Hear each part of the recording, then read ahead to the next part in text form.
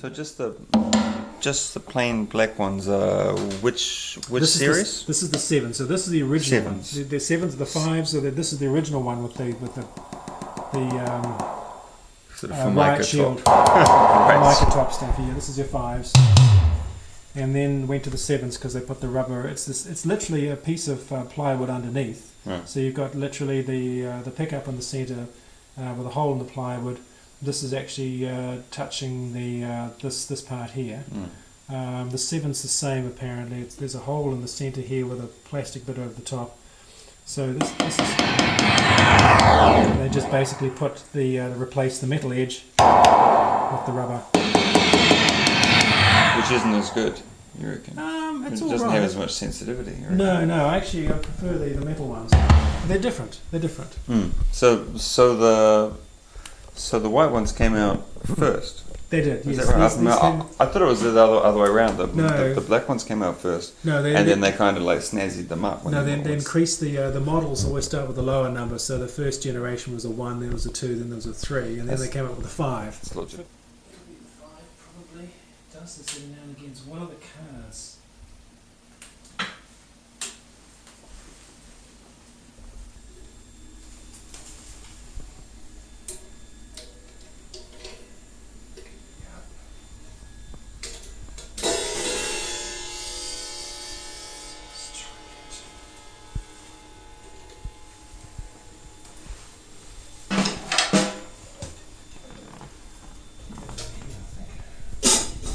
You don't have any crash cymbals at all.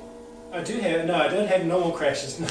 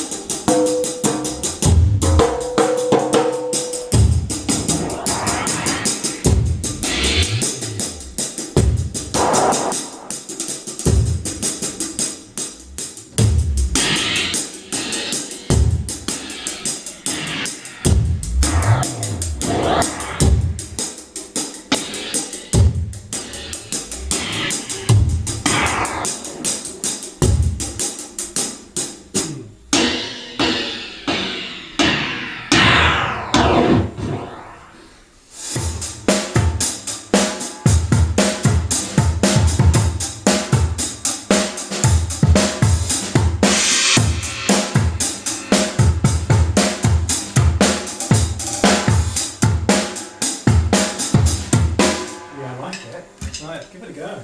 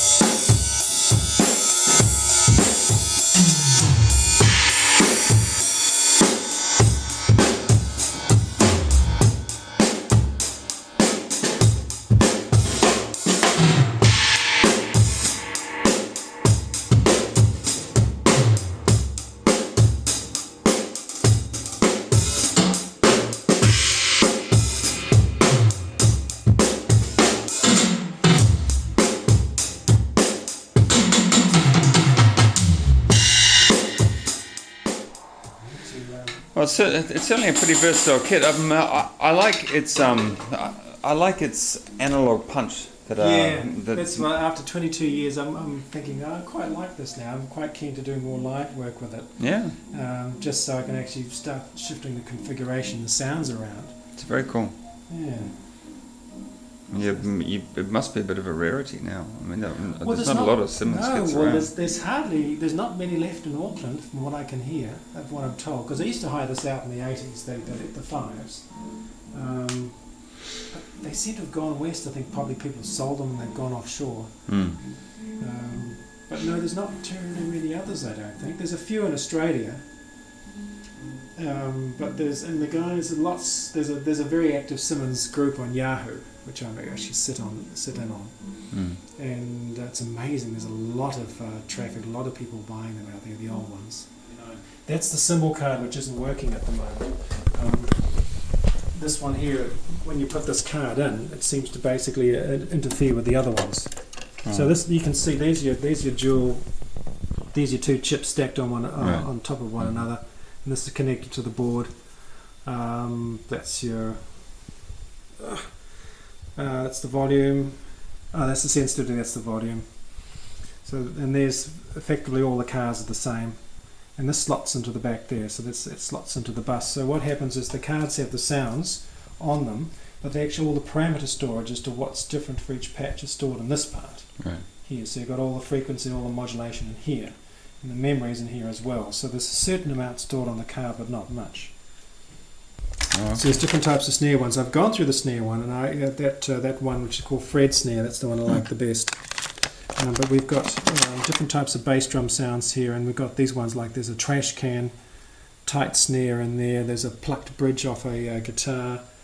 There's also the timpani. The 32-inch timpani's nice. Yeah, that one there.